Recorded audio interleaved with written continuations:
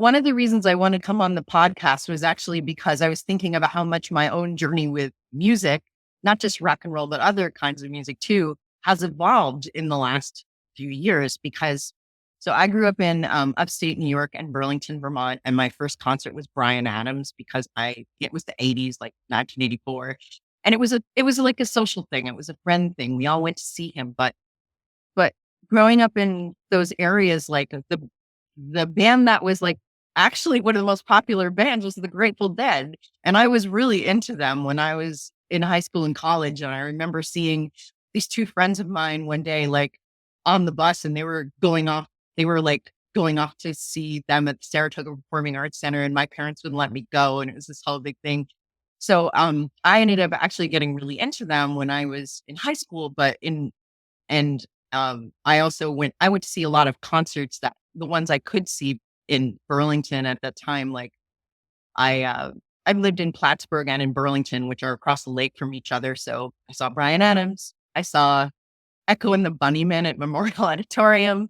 But the craziest story from that time, well, I'll save my craziest story for a private conversation, but my second craziest was seeing U2 on the Joshua Tree tour in 1987, because a girlfriend of mine and I went up there. We were 17. Neither of us had access to a car. So we took this classic radio station's bus up there and saw them. And we talked a security guard into letting us on the floor, even though we had these way nosebleed seats at the old Expo Stadium, which I don't even think exists anymore. There's no Expos anymore.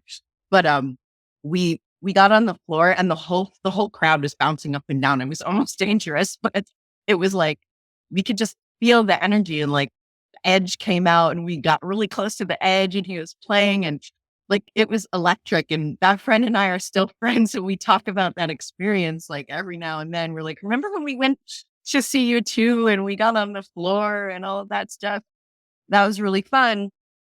But I would say that, so in recent years, I taught dance part-time, and I had some students who were like, you might want to consider like some new artists and checking out some new music. And I love Beyonce. I love the Renaissance album. I used it in my dance classes. There's a lot of R&B artists that I really enjoy listening to.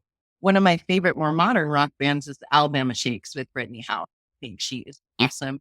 And I think it's important to evolve your musical taste as well, to be open to new things. Like, I'm going to be really honest. You guys may disagree with me. I'm not a huge fan of the Dead and Co thing. I think it's just not the same for me as it was like back in the day with Jerry Garcia. I did see the Rolling Stones too, by the way, Keith.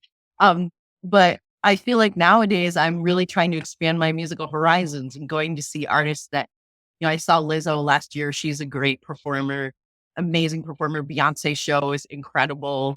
I did get to see Brittany Howard in Vermont at Shelburne Farms, and she is an amazing vocalist, just so good.